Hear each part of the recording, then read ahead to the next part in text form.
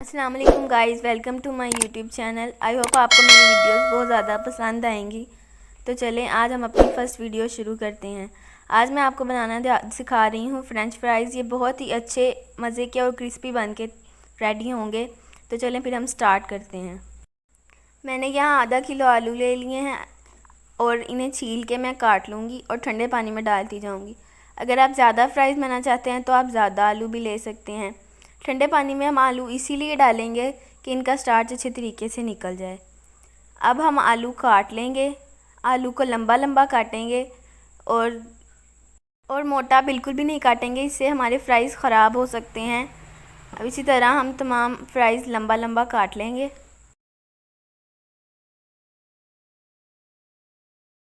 اگر آپ کے پاس فرائز میکر ہے تو آپ اس سے بھی آلو کاٹ سکتے ہیں۔ میرے پاس نہیں ہے تو میں کٹنگ بورڈ پہ ہی رکھ کے کاٹ لوں گی۔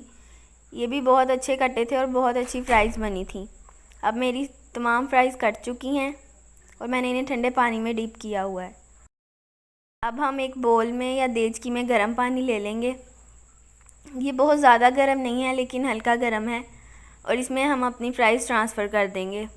1-2 منٹ کے لیے اس میں چھوڑ دیں گے تاکہ یہ بلانچ ہو جائیں اور ان کا تمام سٹارچ نکل جائے۔ اس سے ہمارے فرائز بہت زیادہ کرسپی بنیں گے۔ اب 1 سے 2 منٹ ہو گیا ہے اور اب ہم اپنے فرائز کو اچھے طریقے سے پانی سے نکال لیں گے۔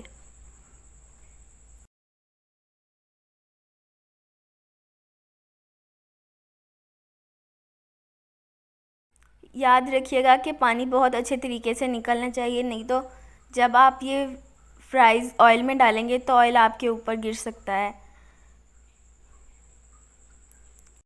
اب یہاں ہم دوبارہ سے اپنے فرائز ٹھنڈے پانی میں ٹرانسفر کریں گے۔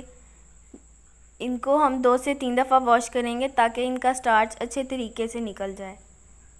1 سے 2 منٹ انہیں ٹھنڈے پانی میں ہی چھوڑ دیں گے اور پھر ان کا پانی دوبارہ اچھے طریقے سے نچوڑ کے ہم اسے ایک بول میں نکال لیں گے۔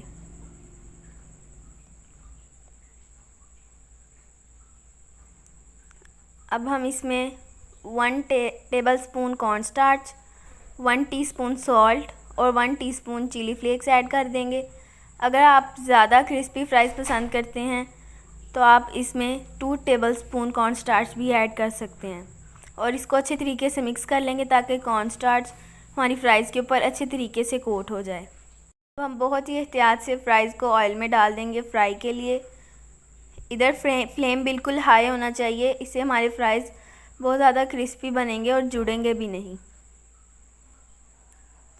ادھر فلیم بالکل ہائی ہونا چاہیے اور ان کو بار بار ہلائیں گے نہیں۔ فرائز 90% ڈن ہے اور میں انہیں گرم آئل سے نکال کے ان کا آئل سٹرین کروں گی اور دوبارہ سے انہیں آئل میں ڈالوں گی۔ یہ چیز کرنے سے ان میں اور زیادہ کرسپینس آئے گی۔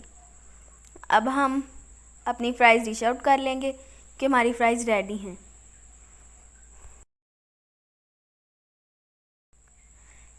فرائز ریڈی ہیں اور یہ بہت زیادہ کرسپی بن کے ریڈی ہوئی ہیں۔ آئی ہوپ آپ کو ریسیپی بہت زیادہ پسند آئی ہوگی۔ Kindly subscribe and like my channel. آج کے لیے اتنا ہی، ملتے ہیں ایک نئی ویڈیو کے ساتھ۔